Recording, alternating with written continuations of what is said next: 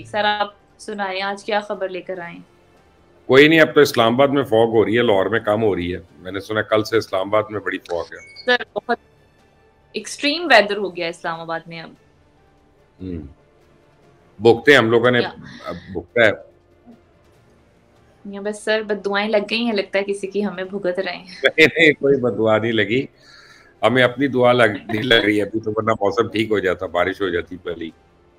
Right right, चलिए let's hope for the best. Mubashir साहब, ये आमीन। इमरान खान को पता नहीं किसकी बददुआएं लग गई हैं।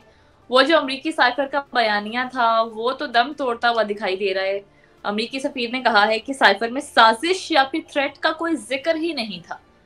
तो ये तो बिल्कुल जी, एक नई स्टोरी सामने आ गई। तो वो बयानिया कहाँ स्टैंड करता है अब? ये तो मैं आपको पहले दिन से एक बात बता रहा हूँ। देखिए, वो अमरीकी सफीर नहीं है, वो अमरीका में साबिक सफीर पाकिस्तानी, जो पाकिस्तान में, उनका पाकिस्तान बयान के था, सफीर। असद असद मुजीद का।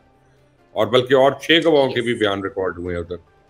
तो साबिक सफीर असद मजीद का कहना था कि 7 मार्च को असिस्टेंट सेक्रेटरी जनूबी एशिया डोनाल्ड लू से पाकिस्तानी मिशन की मुलाकात हुई और फरीकैन को मालूम था कि मुलाकात के minutes of the meeting record हो रहे हैं। इमरान खान अपनी पॉलिटिक्स के लिए पाकिस्तान का फ्यूचर जो है उसको कॉम्प्रोमाइज कर रहा है। और आप देखें इसकी कमाल की फॉरेन पॉलिसी थी कि सऊदी अरेबिया और ईरान जो ट्रेडिशनली एक दूसरे के मुखालिफ रहे हैं, यानी कुछ अर्सा पहले तक इंतहाई मुखालिफ रहे हैं, पाकिस्तान के मामले में वो एक हो गए थे।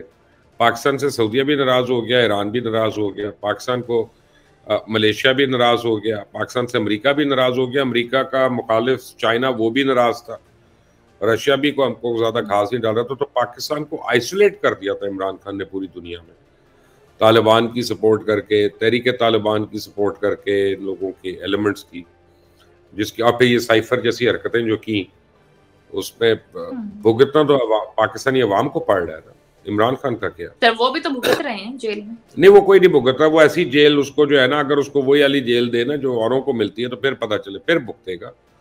ये तो जेल है, को अपना नखरे, अपना वेइंग मशीन वहां पे, तो एक्सरसाइज मशीनें वहां पे, तो अपने नए बाथरूम बन गए, सहन मिल गया उसको कमरे के साथ जहाँ पे वो चहलकदमी करें, किताबें अपनी मर्जी की मिल जाती हैं, दवाइयाँ मिल जाती हैं अपनी मर्जी की। तो छोड़े ना, ये जेल तो ना हुआ। राइट, सही।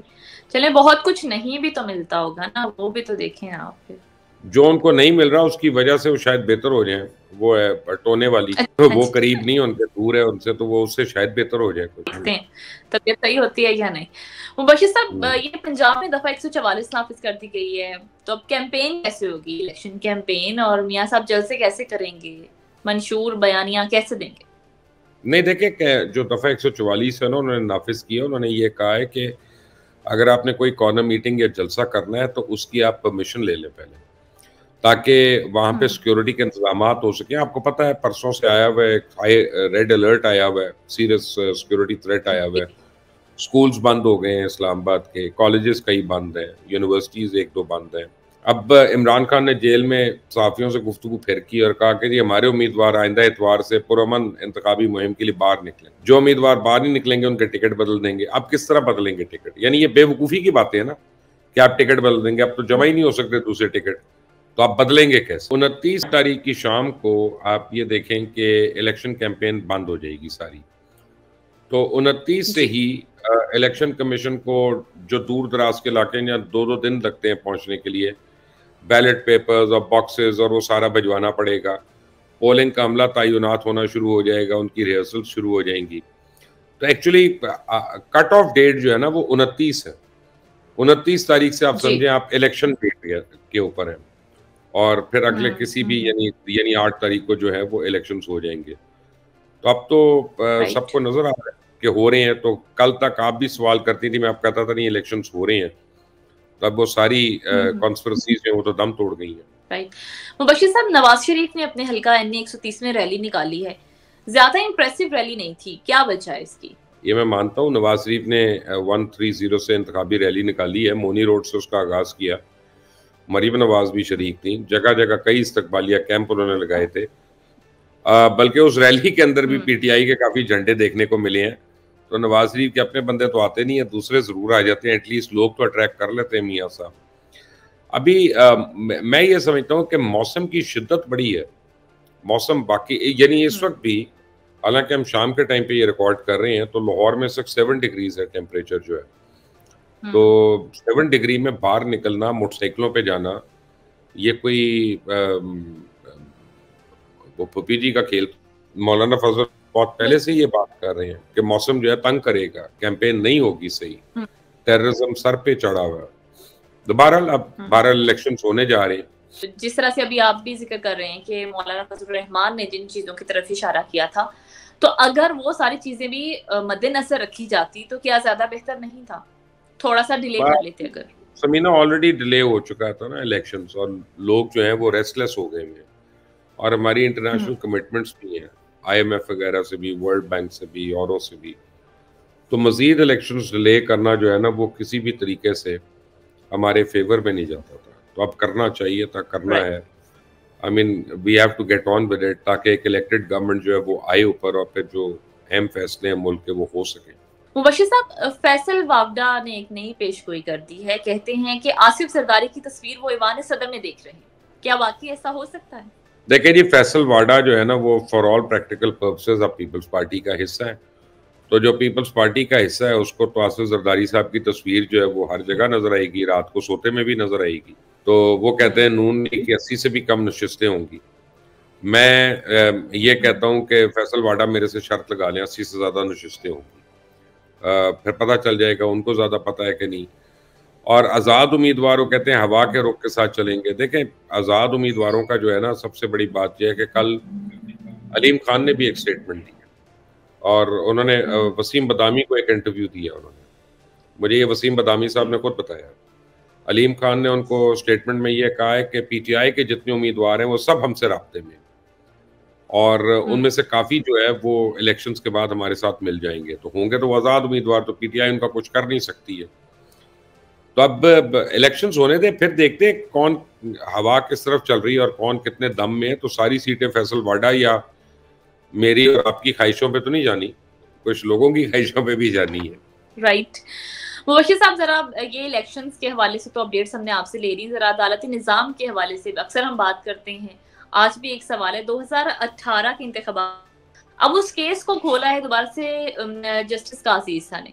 सर, कितना ये इफेक्टिव है हमारा जुडिशियल सिस्टम और कितना एक्टिव है?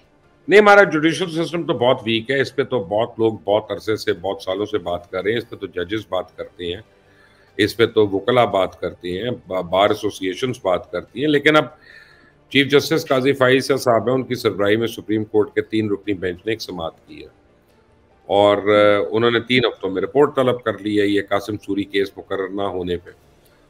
तो उन्होंने कासिम सूरी और उनके हरीफ लश्कर रईसानी को भी नोटिस जारी कर दिए। अब चीफ जस्टिस का ये कहना है कि कासिम सूरी ने हुक्म इम्तना लेकर पूरी असेंबली की मुद्दत को एंजॉय किया। आप कह रहे हैं असेंबली खत्म, केस जो है गैर मौसर हो गया, तो क्या आपने सुप्रीम कोर्ट में मुकदमे को ना लगवाने के लिए कोई हकबा इस्तेमाल किया? मैं तो समझता हूँ बिल्कुल सही कहा है चीफ जस्टिस ने, और बिल्कुल होना चाहिए कासिम सूरी पे आइन शिकनी का केस होना चाहिए। आर्टिकल 6 के तहत उसको ट्राई करना चाहिए। उसने तो बहुत सीरियस डेंट पहुंचाया पाकिस्तान में आइन को और जमहूरियत को, कोई इसमें दो राय नहीं है। ऑलराइट। मुबशिर साहब, ब्लूमबर्ग ने इमरान खान को पाकिस्तान का मकबूल तरीन लीडर करार दिया है और ये भी कहा है कि उनकी मकबूलियत नवाज शरीफ से ज्यादा है। क्या कहेंगे सर आप? कुछ भी नहीं कहूँगा। ये मकबूलियत वगैरह जो होती है ना, ये बेकार की बातें होती हैं। आप जो है ना, इस वक्त आप एक और सर्वे करा लें तो शाहरुख खान बहुत ज़्यादा मकबूल होंगे पाकिस्तान में, तो इसका ये मतलब है कि उनको वज़ीर आज़म बना रहे पाकिस्तान का। या इस वक्त दीपिका पटोने वो बहुत मशहूर होंगी पाकिस्तान में, तो उनको क्या चेयरमैन सेनेट बना दें? नहीं, मकबूलियत काफ़ी नहीं होती। उस मकबूलियत को कैश भी कर रहा है ना, उसको जीतना भी है और उसको फिगर्स के अंदर भी कन्वर्ट करना है। तो वो इमरान खान अभी नहीं कर सकेंगे, यानी ये मेरी गारंटी है कि वो नहीं कर सकेंगे। और मकबूल बहुत लोग होते हैं, लेकिन ज़रूरी नहीं वो काबिल कबूल भी हों। तो मकबूल होना और काबिल कबूल होना दो मुख्तलिफ चीज़ें हैं। राइट। तो लेकिन साथ ही ये भी कहा है ब्लूमबर्ग ने कि नवाज शरीफ यानी शरीफ खानदान की जो मौशी पॉलिसीज हैं वो अपने मुखालिफिन से बेहतर रही हैं। सर, क्या कहेंगे इस पर? देखिए, शरीफ खानदान की मुआशी पॉलिसीज बेहतर हों या ना हो, इस पर तो हम बहस तो कर सकते हैं। लेकिन एक फैक्ट है कि नवाज शरीफ जब भी आते हैं तो ट्रेडर्स हैं, इंडस्ट्रियलिस्ट हैं, बिजनेसमैन हैं, वो नवाज शरीफ को ट्रस्ट करते हैं। और अभी भी कुछ दिनों से मियाँ साहब जो हैं वो मीटिंग्स कर रहे हैं बड़े बड़े बिजनेसमैनों से, इंडस्ट्रियलिस्ट से, ट्रेडर्स वगैरह से, और उनसे डिफरेंट वो इश्यूज पे डिस्कशंस कर रहे हैं। नवाज शरीफ क्योंकि खुद एक बिजनेसमैन है और एक बिजनेस फैमिली से हैं, तो मईशत का उनके ज़माने में बेहतर होना, क्योंकि उनके ऊपर फेथ है ट्रेडर्स को या इंडस्ट्रियलिस्ट को, कुछ सरप्राइजिंग बात तो नहीं है। और ये कोई अपना इट्स नॉट रॉकेट साइंस होती, सो मुझे उसमें कोई वो इशू नहीं नजर आता।